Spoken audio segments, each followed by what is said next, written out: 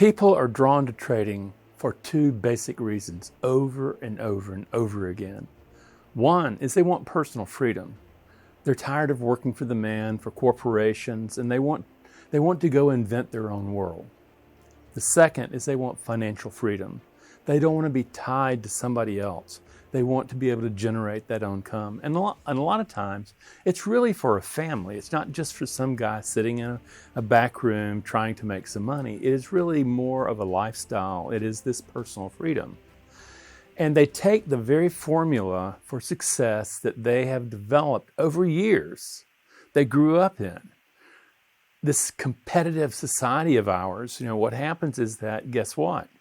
Hard work plus persistence equals success.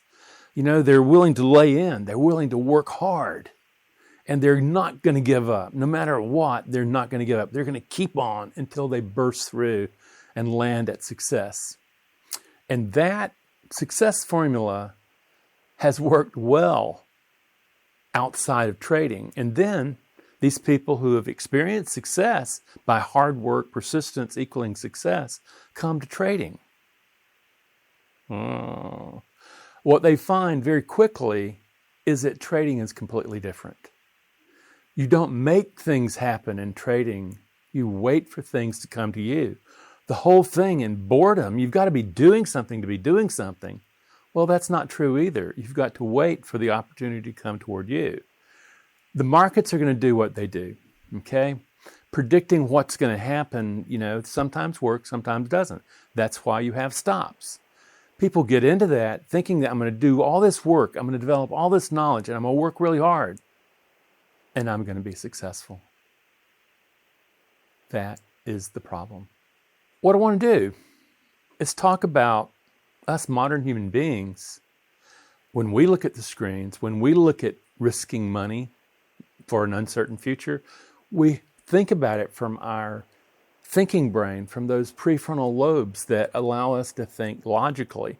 And we easily can say, oh, okay, I see now. I see that there's going to be some losses and this is probability, yada, yada, yada. Everything's fine as long as you're trading in paper and the risk isn't real. The very moment that you put skin in the game, everything changes.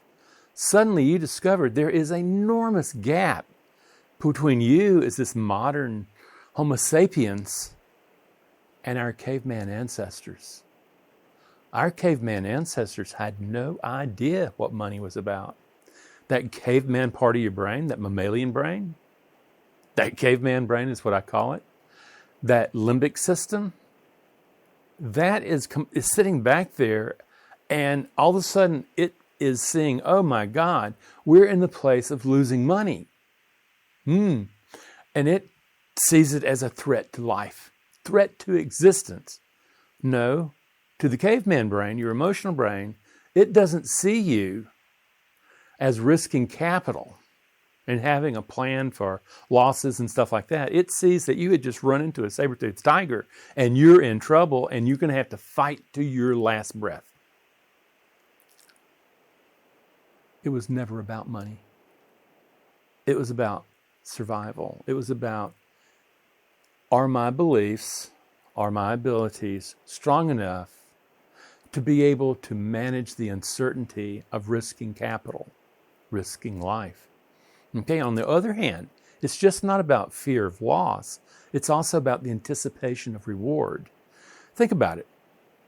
Not too many years ago, 25, 30,000 years ago, our ancestors were hunting mammoth. A woolly mammoth is 30 times the size of the average guy in that hunting troop. And it just so happens 8 of them attack. And they get all cranked up before they go. This is a big deal. We're going to go in and get a fight. This is like the competition and the cranking up before a really big athletic event. They get all cranked up. They're going to go out and they're going to be warriors. And the truth is they get cranked up like that so that they delude themselves that there's not really risk there. A mammoth has 25-foot extension on those tusks. He can just sweep across and kill people. But the thing is that there was an enormous reward. Not only was the man in that troop providing a meal, a week or two of meals for his clan, he was also providing leadership. He got respect. He got prestige. And maybe even more than that, he got the right for first dibs on breeding to move his genes into the future for evolution. That's what's gotten hardwired. Now, you and I, when we look at that and say, oh, we're traders now and we're risking capital, blah, blah, blah, blah. These are the primitive forces that lay behind that. You know, the aggression of going after something where against all odds are you doing that? And there obviously was a high attrition rate, but it was a successful strategy for the survival of the clan. So that alpha, that wanting to make things happen, that I'm gonna win, is brought into trading, and it suddenly plays against them. They can't push hard enough. That's not even the game. And so you see the problem. We've got two powerful moments coming together where the caveman doesn't know about money, and we don't know about the caveman. And what happens is we get hijacked. We fall into tilt the moment that we have that moment of like, oh my God, the trade's turning against me. Oh my God, and I'm gonna double down. I'm gonna get the money back. Oh my God, oh my God. That, my friends, is the caveman. That's the caveman brain. I call that orphan also. And ultimately, it ends up wiping out the ability of the thinking brain to produce the distinctions and stay in logic. It blows up. On the other hand, is that when the guys are looking at the mammoth and seeing the meal and seeing that they're going to get all cranked up and there's going to be glory, that's happening today too. And, you know, if you walk out of football after 15 years, you're going to find out that you've been hurt a lot. Same thing here is that they did get hurt, but the thing is they ended up the glory, and being able to pass the genes into the future was a big deal. That, my friends, is the primary situation that you're going to have to reprogram. Understand, the programming that brought success before trading, there's nothing wrong with it. It was really useful in that world. Yet, you come over to the trading world and it becomes lethal to you. The key is you're either going to adapt or you're going to perish. Remember, human beings have become who we are because we're probably the most adaptable creature the world's ever known. And here, trading is forcing the issue. It is forcing you to volitionally, knowingly change the very nature of your beliefs about your ability to manage uncertainty. By the way, that's what your P&L statement is telling you about. It's if you understand that you are projecting your beliefs onto the markets, okay? What you're doing is you're finding out those beliefs, how effective they are. You know, if they're highly effective, you're extracting more capital out of the markets than you're putting back in, and you're a consistently profitable trader.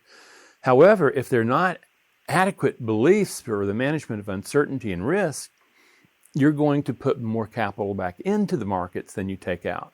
So it's a point blank, truth meter that it's telling you, take a look at your beliefs. And friends, those beliefs are not hard. We just don't want to see them. And here I'm going to outline several beliefs, besides these really primitive ones that I've talked about from caveman, but I'm talking about in the process of socialization, growing up in our families, our cultures, our communities, and the stuff that happens in life, what you come to believe about trading. For instance, with me, there was scarcity thinking. I grew up in a family where we lost intergenerational wealth the generation before me, and the Macmillans, which I'm from, wanted to get the money back. And that was the whole process, the whole story of the Macmillans was getting the money back that had been stolen by the O'Connors. Okay? And I found myself following in that script, that belief. Understand, this belief was that, I didn't make the money, it was taken from me, I have to get it back. My belief system wasn't about creation of wealth. It was about getting the wealth from someone who had taken it from me. Scarcity. And also, the blindness of my observer about how real things work. So that's the scarcity. And the thing is, for most traders, they find out that, I don't want to risk, because if I risk, I may lose what I have, and I don't want that. And they can't get into entries. They can't let it go to target, all that stuff. The other is about mattering. The alpha, the one that is so respected in corporate and business worlds, he's out trying to matter, which is very important from an evolutionary standpoint. He has to win to matter, to prove himself, to have the prestige, to have that honor, and to also be attractive. Have you ever noticed how ugly men, when they get really wealthy, can attract really beautiful women? And you go, trophy wife. There is evolution to that. That's what I want you to understand. There's also worth. A lot of traders find out that there is a dollar amount that is assigned to their inherent worth, their self-worth. And they discover is once they hit that peak, they're going to lose back down. That peak may be, I had a trader who took his account from 150,000 to 240,000. And everything was, oh boy, this is fun. I finally figured it out. And then he lost it back down, only to find out that in his family, there was a story about if you make too much money, it's going to be taken from you. Sound familiar? Okay. And it became where they saw it as a family jinx. I've worked with others where they hit a particular moment where they hit 7-figure accounts, they would lose back down in the high 6 figures. And ultimately in the bottom of that, and they'd go back up into the 7 figures again, and it would repeat. And this guy that I'm talking about, he had been trading for 15 years. He was a successful trader. He couldn't get past that hump though. And what he discovered is he grew up in a family where the father truly vehemently believed that nobody was worth $1 million. And so this guy, now a trader, hits that $1 million moment, and guess what? That belief kicks in. He doesn't even know it's there. And he goes back down. The next one is adequacy. I'm not good enough. Okay, and a lot of that's happening. You say, oh, I just, something, it's for other people, it's not for me. I don't have what it takes. The other one is belonging, a sense of being loved. Believe it or not, if I make money, I'll be loved, I'll have friends. The deal is, what I'm asking you to do is to look at these particular beliefs. They're common. They're the ones I work with every day. I would not have a business if it weren't for these particular beliefs I'm talking about right now, actively changing the way a trader sees reality and acts to the reality of the trading situation. And it all begins because you risk capital to an uncertain future. To the caveman, to where all those limbic beliefs, those deep held beliefs are there, you're going to have to expose those. That's your trading account. That's your best friend. And you're going to have to learn to remold them so that you are not in control of outcome, which is what our caveman ancestors got drilled into them. You're in control of the mind that you bring into the moment of performance. That, friends, you can control. All the black sheeps can come, but you can still play by your rules, and you can control the discipline, the mind you bring to perform. Friends, this is what every trader has to do. I wish you well.